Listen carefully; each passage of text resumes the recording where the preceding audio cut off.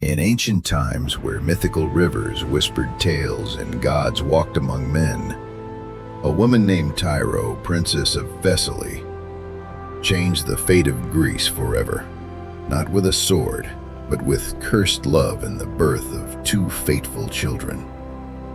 Tyro fell madly in love with a god, Pelias, the spirit of the river, but he did not return her feelings.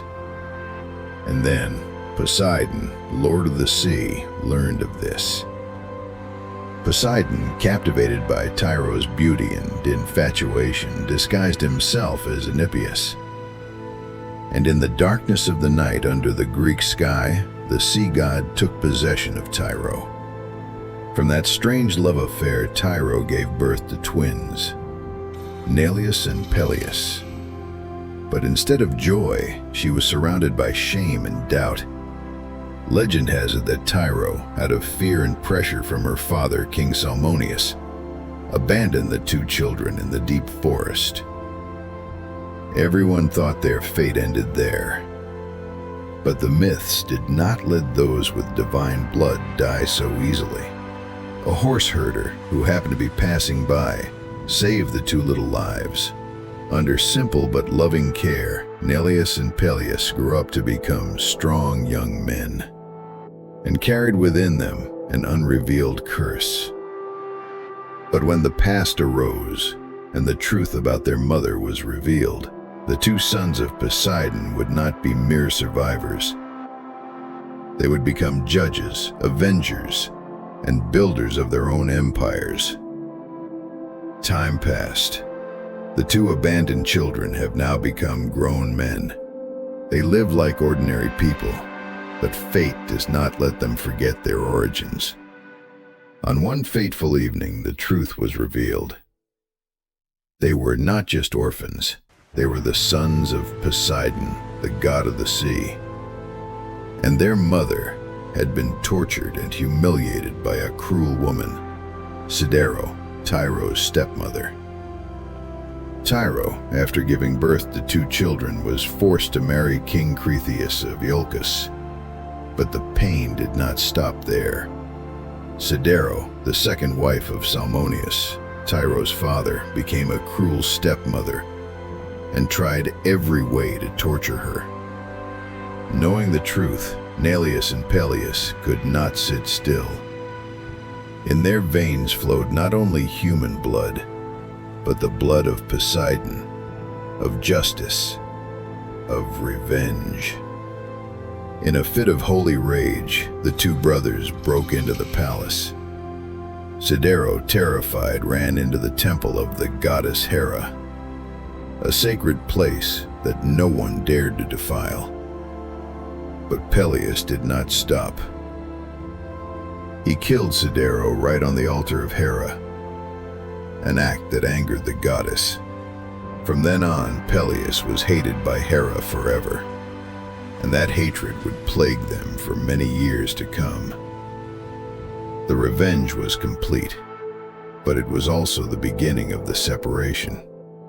Some disagreement, perhaps ambition or fate, caused Neleus and Pelias to part ways. With a past filled with blood and tears, Neleus set out in search of a new beginning. After a long journey across mountains and rivers, he finally arrived at a coastal land, a place that would become legendary: Pylos. Here, Neleus met Heracles, his cousin who ruled Messenia. With hospitality, Heracles gave Neleus land by the sea, a fertile and prosperous area. Neleus built palaces, citadels, and founded the kingdom of Pylos. More than just a warrior, Neleus was a builder, a wise ruler. Under his hand, Pylos was not only strong militarily, but also prosperous in agriculture, seafaring, and knowledge. But a kingdom needs a queen, and fate brought Neleus to Chloris. the last surviving princess of the Minyan dynasty in Thebes. She was as beautiful as the spring sunlight and had an unusually pure soul. The marriage of Neleus and Chloris was a combination of a painful past and a bright future. And from this fate, a legendary generation was born. They had many children. Depending on the legend, it could be from 3 to 11 sons. Among them, 3 names are mentioned most often. Tyro, the proud beauty who attracted many suitors. Heracles, who was given the ability to transform into any living creature by Poseidon. And especially Nestor, who would bring the reputation of Pylos to surpass even the halo of his father. Tyro's beauty was renowned far and wide. Neleus set her a challenge that no one could overcome. To marry her, she had to get the precious cattle of Pylos, guarded by a fierce, magical dog. Melampus, the great seer, fulfilled it, and Tyro became the queen of Argos. Neleus's life was an epic. From a child abandoned in the mountains to the king who founded a coastal empire. But his fate, like that of many other Greek heroes, was not without tragedy. Be prepared, for fate is coming, and the name of one man will echo forever in Greek epic.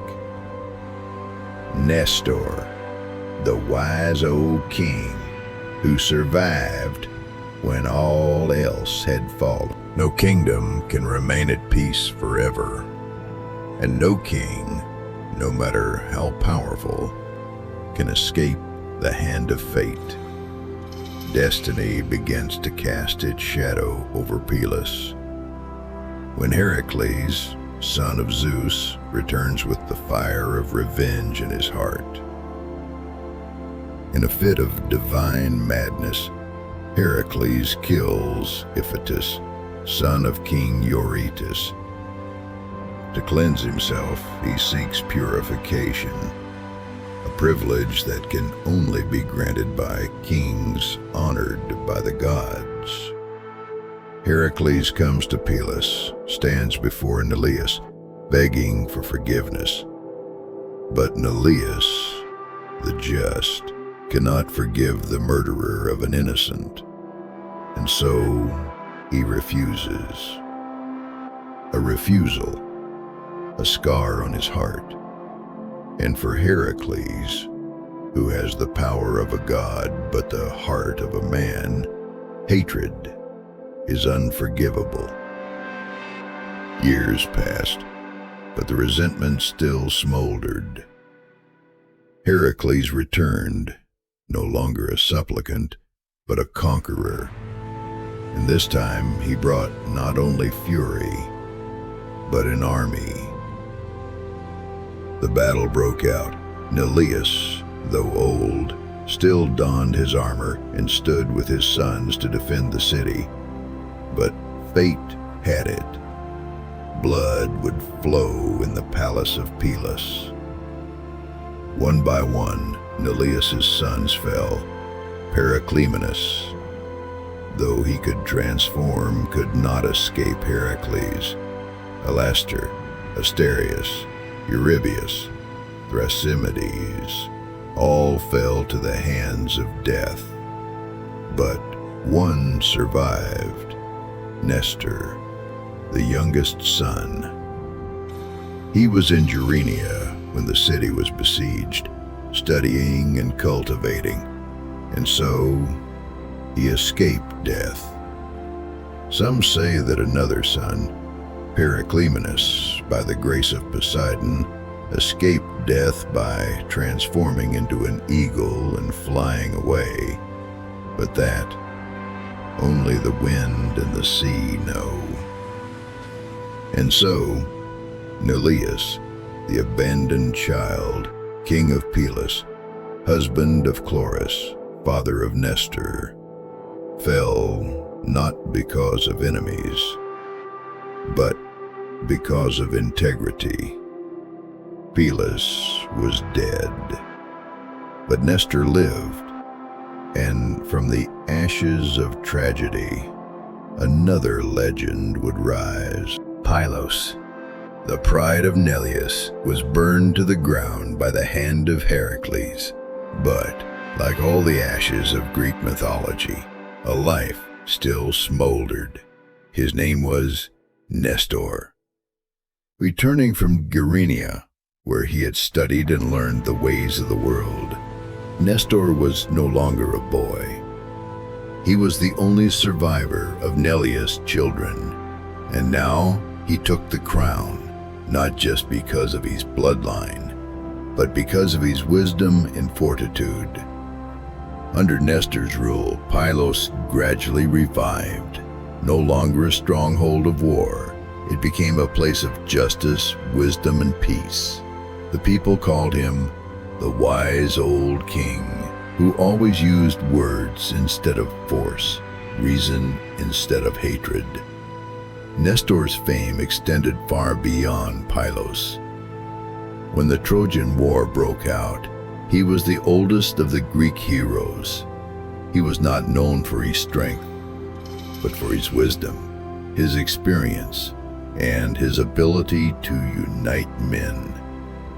Neleus fell for a cause, but he planted a seed that nothing could burn, a spirit of wisdom and integrity passed on to his last son. Neleus' greatest legacy was not walls or thrones, but a generation that knew how to live righteously. For he gave the world a king like Nestor, whom even the gods respected. In mythology, not everyone is remembered for his deeds. Some are remembered for how they lived, how they died, and most importantly, for how they left their light behind after they left. And that is the story of Neleus, the forgotten king, but the father of legend. If it's not true, don't do it. If it's not true, don't say it. Marcus Aurelius. Thanks for watching. Don't forget to like, subscribe, and stay tuned for more Greek myths.